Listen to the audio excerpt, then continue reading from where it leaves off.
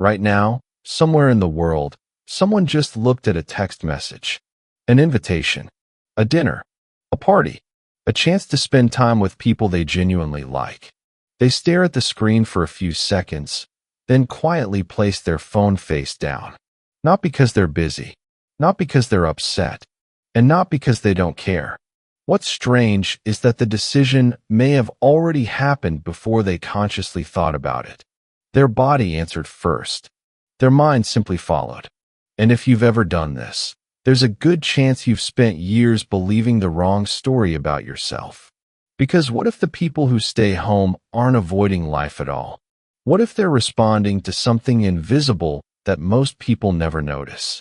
For most of our lives, we're taught the same lesson. Social is healthy. Outgoing is successful. The more people around you, the better your life must be. So when someone consistently chooses solitude, the world immediately becomes suspicious. Friends ask if they're okay. Family members wonder if something is wrong. Eventually, even the person themselves starts questioning it. Maybe I'm too quiet.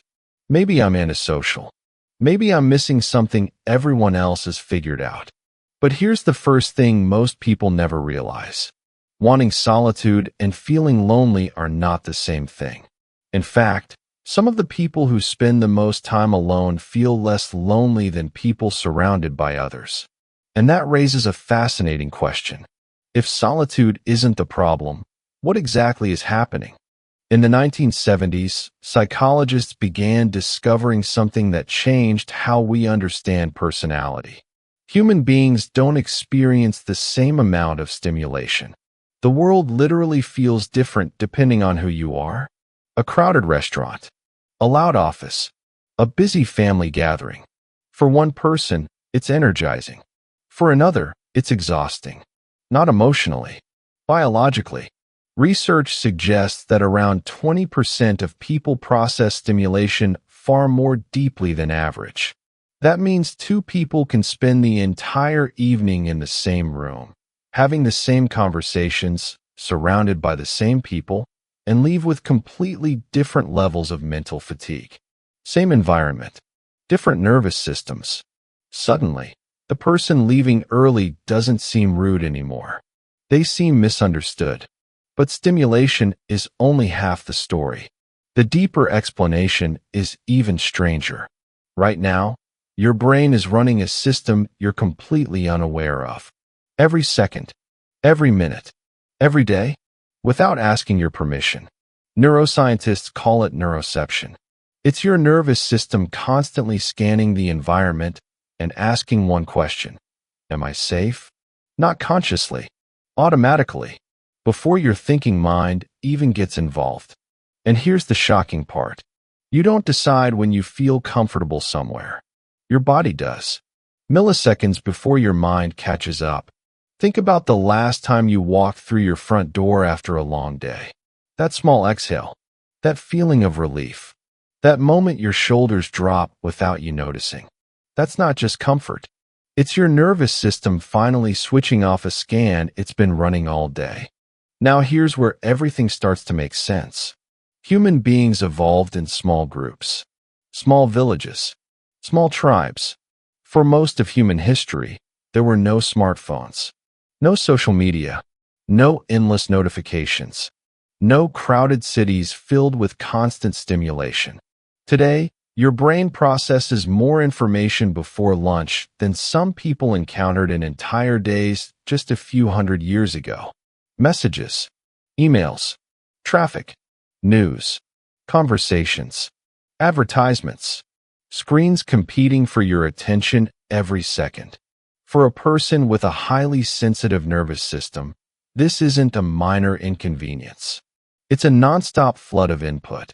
And eventually, the brain starts looking for somewhere to recover. Somewhere predictable, somewhere quiet, somewhere safe. For many people, that place is home. Imagine someone named Sarah. On paper, her life looks completely normal. She has friends who care about her, a stable career. People enjoy being around her. Nothing appears unusual. But every evening, something interesting happens. The office lights switch off. The elevator doors close. The noise of the day slowly fades into the background. She unlocks her apartment door and steps inside. Within seconds, her entire body changes. Her breathing slows. Her shoulders relax. The tension she didn't even realize she was carrying begins to disappear. Then her phone vibrates. A friend sends a message. "Want to go out tonight?" And before she can even think through the options, her body already knows the answer. Not tonight. Not because she dislikes people. Not because she's unhappy. Because she's already spent the entire day processing more information, more emotion, and more stimulation than most people realize. But here's where the story takes an unexpected turn. Many people aren't born wanting more solitude. In fact, some of them used to be extremely social. They loved large friend groups. They loved parties. They loved always being around people. Then something changed. As they grew older, they became more selective. And psychologists noticed this pattern too.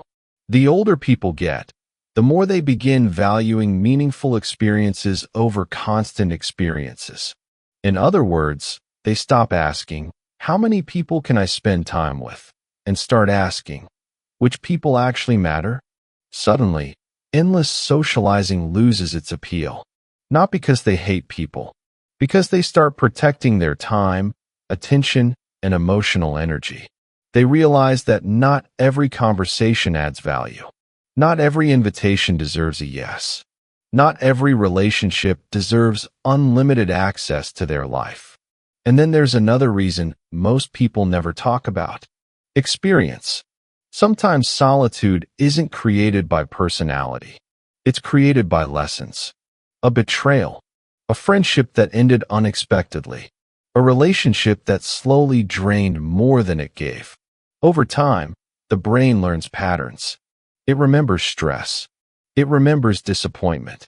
It remembers emotional exhaustion.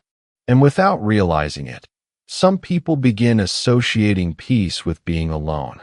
Not because they fear others, because solitude became the place where their mind finally stopped working overtime. The scary part is that many people don't even realize this process happened. One day, they simply wake up and notice they'd rather spend an evening alone than force themselves into situations that leave them emotionally drained. But here's the biggest surprise of all. Studies suggest that people comfortable with solitude often spend more time reflecting on themselves. While many people use noise to escape their thoughts, solitude forces you to face them. Your fears, your insecurities, your unanswered questions. And that's not always comfortable. In fact, many people avoid being alone precisely because they don't want to sit with their own mind. Yet some individuals learn to do something incredibly rare. They become comfortable with themselves. They stop needing constant distraction.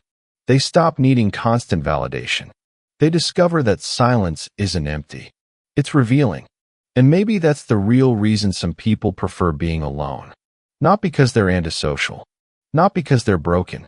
And not because they're hiding from life. Maybe they've simply discovered something that most people spend their entire lives searching for. The ability to enjoy their own company. The ability to find peace without constant noise. The ability to feel complete without needing a crowd around them. Because in a world obsessed with connection, attention, and endless stimulation, being comfortable alone may be one of the rarest forms of freedom left. And perhaps the real question isn't why some people prefer being alone. Maybe the question is why so many people are afraid to be.